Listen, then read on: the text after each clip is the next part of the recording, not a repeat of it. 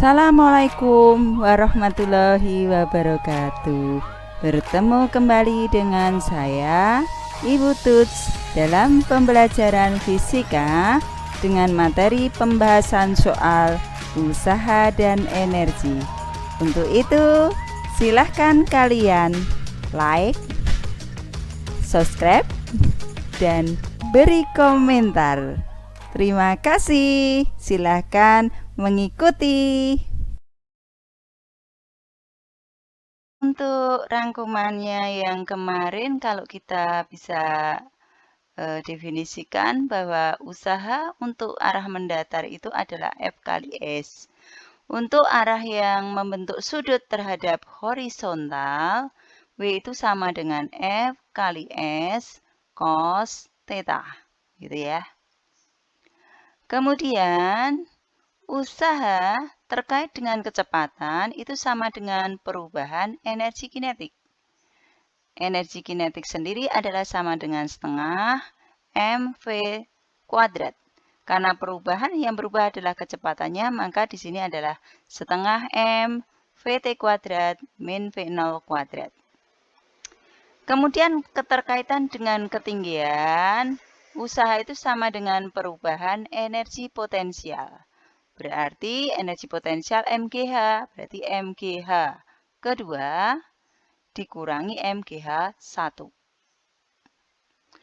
Kemudian yang kita bicarakan lagi mengenai energi mekanik. Energi mekanik itu adalah penjumlahan dari energi kinetik ditambah energi potensial. Ya kan? Energi kinetik setengah mv kuadrat, energi potensial adalah MGH. Kemudian kita juga mempelajari mengenai hukum kekalahan energi mekanik. Energi mekanik di titik A sama dengan energi mekanik di titik B. Misalnya energi mekanik 1 sama dengan energi mekanik 2. Bisa kita jabarkan energi kinetik 1 ditambah energi potensial 1 sama dengan energi kinetik di kedudukan 2 ditambah energi potensial pada kedudukan 2. Ini juga bisa kita jabarkan seperti yang tadi. Energi kinetiknya setengah mv kuadrat, energi potensialnya adalah mgh. Kalau 1 hanya diganti 1. Ya, seperti itu rangkuman materi yang bisa saya sampaikan. Kemudian kita lanjut ke pembahasan soalnya. Soal yang pertama. Oke, di sini ada sebuah benda bermasa. Masa itu lambangnya adalah M. M-nya 5 kg. Ditarik dengan gaya. Gaya itu adalah F. F-nya adalah 10 Newton. Perpindahan, pindah itu lambangnya S, 5 meter. Tentukan usaha. Usaha itu lambangnya apa? W. Berarti tanyakan W-nya berapa. Untuk yang A, ditarik horizontal. Horizontal berarti yang awal tadi, ya toh. Kemudian yang B, W-nya berapa ketika dia membentuk sudut tetanya 60 derajat terhadap horizontal. Oke, kita jawab. Yang pertama, yang arah mendatar, berarti W sama dengan F kali S. F-nya kita lihat diketahuinya 10, S-nya adalah 5. Berarti 10 kali 5 adalah 50 Joule, gitu ya. Kemudian yang B itu membentuk sudut 60 derajat terhadap horizontal, berarti W sama dengan F kali S cos 60 derajat. Kalian harus ingat ya, sin cos. Nah, kemarin kan sin. Nah, sin itu dimulai dari 0. Sin 0, 0. Sin 30 setengah. Sin 3, 7. Nah, 3/5. Sin 4, 5 setengah akar 2. Sin 53, 4/5, semakin besar. Sin 60 adalah setengah akar 3, sin 91. Nah, sekarang yang ini ya, kalau cos kebalikannya dibalik. F-nya adalah 10, S-nya 5, Cos 60. Cos 60 adalah setengah. Berarti 10 kali 5, 50. 50 kali setengah adalah 25 Joule. Begitu penyelesaiannya untuk soal yang pertama. Baik, kita coba soal yang kedua. Nah, soal yang kedua ini ada nih gambarnya seperti ini ya. Di sini ada benda masanya 10 kg digeser melalui permukaan bidang miring. Berarti kita harus tahu berarti ini perpindahannya, ya toh? Nah, ini. Tentukan usaha yang diperlukan untuk memindahkan. Berarti ini kedudukan awalnya, H pertamanya adalah 0. Kemudian di sini yang H keduanya ini. Nah, H keduanya. H keduanya kan bisa dicari dengan ini kan. Kalau dulu kan ini X, ini Y. Berarti Y ini sama dengan H-nya itu. Sini adalah tetanya, sini R. Nah, masih ingat kan? Kalau sinus theta berarti sama dengan Y per R. Oh, berarti di sini Y sama dengan R sin theta. Berarti Y ini bisa kita ganti dengan H. Berarti H sama dengan R sin theta. Gitu ya. Kalau kita menetapkan itu. Masih ingat tadi usaha W sama dengan kan perubahan energi potensial. Berarti di sini M, G, H2 min H1. Karena ini menaikkan berarti nanti dia membutuhkan. Butuh, berarti kalau butuh itu berarti nanti harganya adalah plus ya. Kita lihat di sini masanya 10 kg, ya kan? Kemudian ini adalah sebagai R-nya. R-nya 10, berarti ini hanya nanti ini 10 sin 37 sinus 37 derajat. Berarti 10 sin 37 itu 3/5. Bisa corek, ini 2. 2 kali 3 adalah 6 meter. Oh, H2-nya adalah 6 meter. Ini sebagai H kedua ya. Sehingga di sini tinggal kita masukkan saja. Masanya adalah 10, G-nya 10, H2-nya 6, H1-nya dari tanah kan 0. Nah, sehingga ini 10 kali 10, 100, 100 kali 6, oh berarti 600 Joule.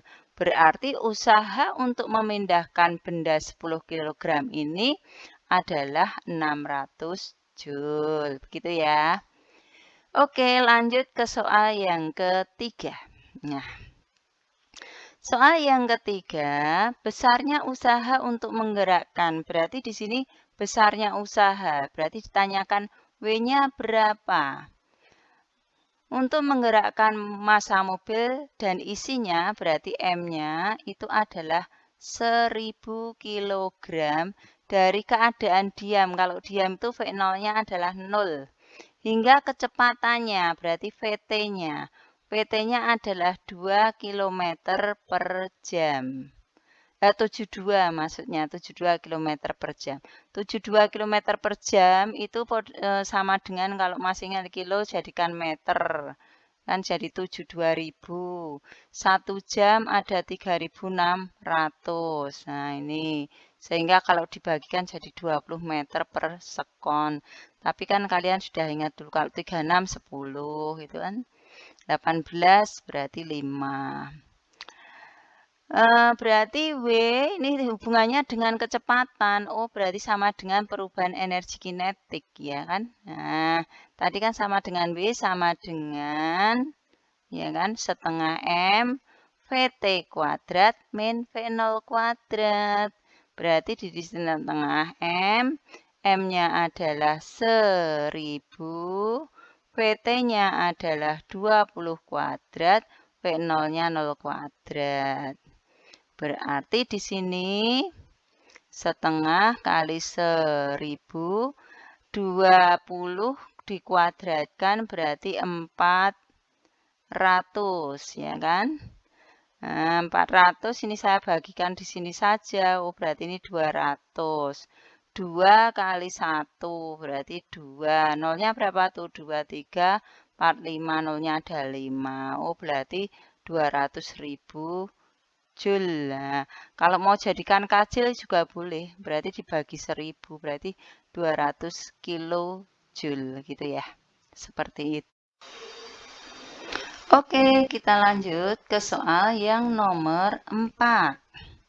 Di situ ada sebuah mobil dengan massa 800 kg. Bergerak dengan kecepatan awal 36 km per jam. Itu berarti sama dengan 10 meter per sekon. Direm dan berhenti, berarti akhirnya kan berhenti, berarti 0. Menempuh jarak 20 meter. Maka usaha untuk pengereman tersebut berarti ditanyakan W-nya berapa. Gitu ya. Ya sudah, karena ada kecepatan kita gunakan persamaan ini aja. W sama dengan perubahan energi kinetik atau W sama dengan setengah M VT kuadrat min V0 kuadrat. Berarti ini setengah. M-nya adalah 800. VT-nya adalah 0. V0-nya 10 dikuadratkan. Setengah dari 800 adalah 400. Kalikan min 10 dikuadratkan min 100. Ya kan? Hasilnya min 40.000 Joule. Min ini menunjukkan dia mengeluarkan usaha. Ini ya, seperti itu. Kalau mau dituliskan 40 kJ juga boleh. Jadi tanda min bukan berarti minus apa artinya min berkurang, enggak. Tapi menunjukkan bahwa mengeluarkan usaha. Oke, lanjut ke soal yang kelima. Nah, ini. Sebuah benda massa 2 kg, berarti M-nya 2 kg. Jatuh bebas dari ketinggian, berarti H. Awalnya misalnya H1 juga boleh, ini 10 meter. Hitung usaha yang dilakukan gaya berat saat benda berada 2 meter dari tanah. Jadi 2 meter dari tanah. Kalau kita kan ini ya. Nah, seperti ini. Ini 10 meter. Nah, ini 10 meter. Nah, kemudian dari tanah ini jadi 2 meter. Sini misalnya ini H1 awal, ini H2. Maka di situ ditanyakan W-nya. Nah, W-nya berapa? Nah, kita gunakan ini karena hubungannya dengan ketinggian, ya perubahan energi potensial. Berarti M, G, H2 min H1 gitu ya. Jadi ini kedudukan dari tanah dihitung. Masanya adalah 10, G-nya 10, H2-nya 2, minus, nah ini 10, H1-nya 10. 10 kali 10 adalah 100. 2 kurangi 10 min 8. Hasilnya adalah min 800 Joule. Di sini juga artinya min itu adalah mengeluarkan. Jadi dia mengeluarkan usaha atau energi gitu ya. Jadi untuk jatuh itu mengeluarkan energi. Makanya ketika kalian kejatuhan benda dari atas itu akan terasa sakit karena ada energi yang dipindahkan. Oke, lanjut ke soal nomor 6. Ini soalnya sudah terkait dengan energi mekanik. Sebuah partikel bermassa 1 kg. Berarti di sini masanya 1 kg. Didorong dari permukaan meja hingga kecepatan saat lepas dari permukaan meja. Berarti ini misalnya kedudukan pertama, berarti V1-nya 2 meter per sekon. Ini kedudukan awal, kedudukan akhirnya di sini. Berapa energi mekanik saat ketinggian dari permukaan 1 meter? Oh, berarti ditanyakan di kedudukan A ini. Berarti EM di A itu berapa? Tadi masih ingat rumusnya untuk energi mekanik? Nah, energi mekanik di A berarti energi kinetik di A ditambah energi potensial di A. Energi kinetik itu setengah mVA kuadrat. Energi potensial adalah mGHA karena kedudukannya di A. Setengah M-nya adalah 1, kecepatannya 2 kuadrat, M-nya adalah 1, G-nya 10, HA-nya 1. Setengah dari 1 udah 2 dikuadratkan 4, 4 kali 1 kan 4, 4 kali setengah ini 2. Ini 1 kali 10 kali 1 ya 10. Oh, berarti hasilnya adalah 12 Joule gitu ya. Oke, untuk soal yang ke-7. Nah, di sini ada benda masanya adalah 0,5 kg. Nah, meluncur dari posisi A, posisi A-nya di sini. Berarti sini yang 2 meter itu adalah HA gitu ya. Melalui ke posisi C melalui lintasan lengkung licin, ini licin sampai di C sini. Apabila percepatan gravitasi berarti G-nya 10 meter per sekon kuadrat, maka kecepatan yang dialami di C berarti ini ditanyakan VC-nya berapa gitu ya. Berarti kalau ada perbedaan ketinggian, perbedaan kecepatan, kita gunakan hukum Kalan mekanik. Berarti energi mekanik di A sama dengan energi mekanik di C. Energi mekanik itu persamaannya energi kinetik ditambah energi potensial. Kalau di A ya tulis A. Di sini energi kinetik di C ditambah energi potensial di C. Tinggal kita jabarkan. Oh, yang ini adalah VA kuadrat. Yang ini adalah MGHA. Yang ini setengah MVC kuadrat. Yang ini adalah MGHC. Yang sama kita coret. Masanya kan semua mengandung M. Nah, sehingga tinggal kita masukkan angkanya aja. Karena di sini bergulir sendiri, otomatis VA-nya di sini adalah 0 ya. Karena di sini 0 berarti setengah kali VA, VA-nya 0 kan 0. Nah, tinggal G-nya 10, HA-nya adalah 2, setengah VC kuadrat yang ditanyakan, G-nya 10, HC-nya 75 cm. Kalau jadikan ini HC-nya ya. Kalau jadikan meter kan 0,75 ya toh. 0,75 berarti 0,75. Di sini 20 sama dengan setengah VC kuadrat ditambah 7,5. Ini kita pindah ruas ke sana. Berarti ini 20 pindah ruas jadi min ya 7,5 sama dengan setengah VC kuadrat. 20 dikurangi 7,5 kan 12,5 ya, sama dengan setengah VC kuadrat. Kalau mau jadikan VC kan ini duanya ke sana berarti kali, berarti 12,5 kali 2. Ini VC kuadrat. Berarti VC kuadrat sama dengan 12,5 kali 2 itu 25. Nah, berarti VC-nya adalah akar dari 25. Akar 25 adalah 5. Oh, berarti kecepatan di C adalah 5 meter per sekon. Begitu anak-anak. Semoga bisa dipahami dan bermanfaat. Begitu saja ya.